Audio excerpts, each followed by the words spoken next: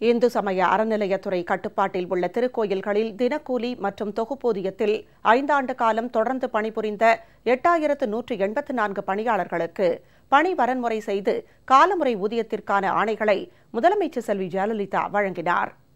இந்து சமய அறநிலையத்துறை கட்டுப்பாட்டில் உள்ள திருக்கோயில்களில் 5 ஆண்டுகளுக்கு மேலாக 8184 பணியாளர்கள் தினக்கூலி மற்றும் தொகுப்பூதிய அடிப்படையில் பணிபுரிந்து வருகின்றனர். இவர்கள் நீண்ட காலமாக தங்களுடைய வாழ்வாதாரத்தை சீரமைத்திட தங்கள் பணியினை ஊதிய விகித அடிப்படையில் வரன்முறைப்படுத்திட வேண்டும் என்று கோரிக்கை விடுத்திருந்தனர்.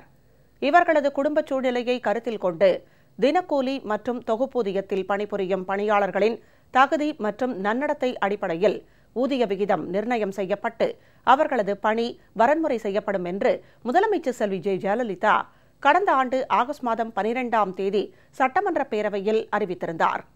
அதன்படி இந்து சமய அறநிலையத்துறை கட்டுப்பாட்டில் உள்ள திருக்கோயில்களில் தினக்கூலி மற்றும் தொகுப்பூதியத்தில் கடந்த ஆண்டு ஜூலை 31ஆம் தேதியுடன் 5 ஆண்டு காலம் தொடர்ந்து பணிபுரிந்த 8184 பணியாளர்களுக்கு பணி வரன்முறை செய்து காலமுறை ஊதியத்திற்கான ஆணையினை வழங்கிடும் அடையாளமாக முதலமைச்சர் செல்வி ஜெயலலிதா சென்னை தலைமைச் செயலகத்தில் நேற்று 3 பணியாளர்களுக்கு ஆணைகளை வழங்கினார்.